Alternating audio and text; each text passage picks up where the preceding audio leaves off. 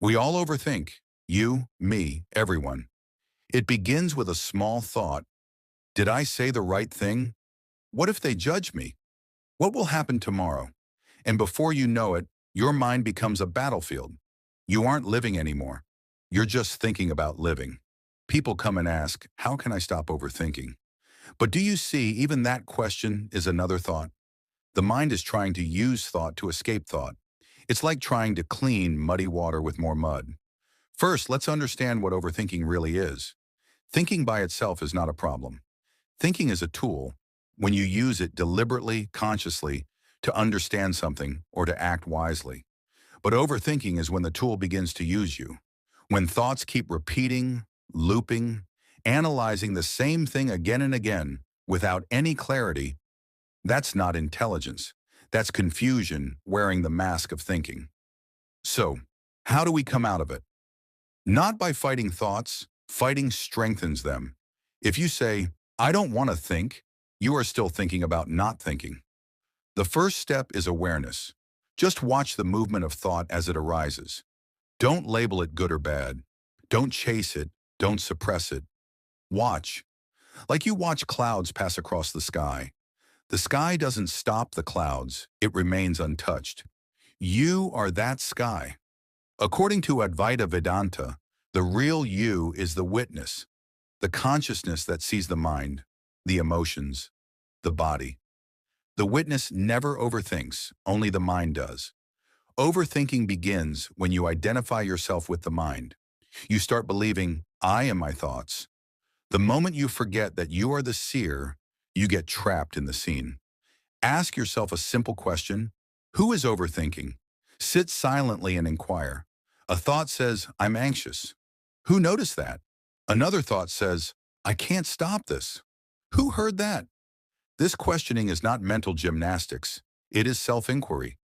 The more you observe, the more distance arises between you and the thought. And in that distance, overthinking loses power. Now, most people overthink because they want control. So they want to make sure everything goes perfectly. The mind is terrified of uncertainty, so it keeps rehearsing imaginary futures. But life is uncertain by nature. You cannot control it. You can only respond to it consciously. The moment you accept that truth, half the noise disappears. There's another reason, attachment. When you are too attached to an outcome, your mind can't rest until it's guaranteed. You replay conversations, decisions, possibilities. But nothing in the external world can ever be guaranteed. Attachment is like holding water in a fist. The tighter you grip, the less you have.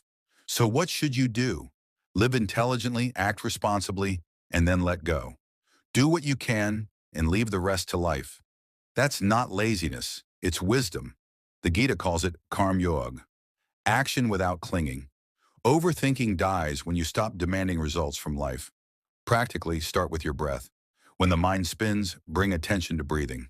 Feel the inhale. Feel the exhale. This isn't a spiritual trick, it's physiology. The breath anchors awareness in the present moment. You cannot overthink and be truly present simultaneously.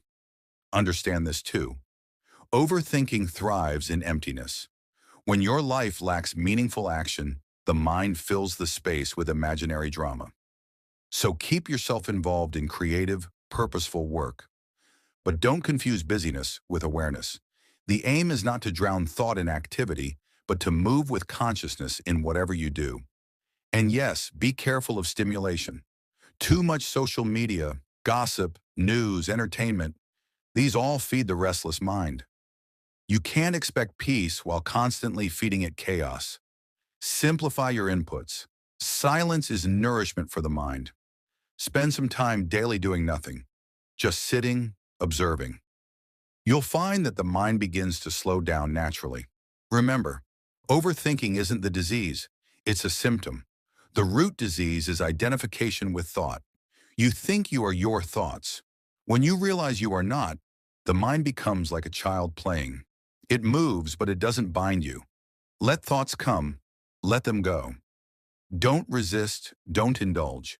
The ocean doesn't fear its waves. You are that ocean of awareness. Waves are just temporary movements. So the real question is not, how do I stop overthinking? The question is, Who is the one that is thinking? When you look deeply into that question, the thinker itself dissolves, and only peace remains.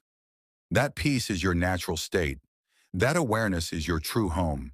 You don't have to earn it. You just have to stop getting lost in thought.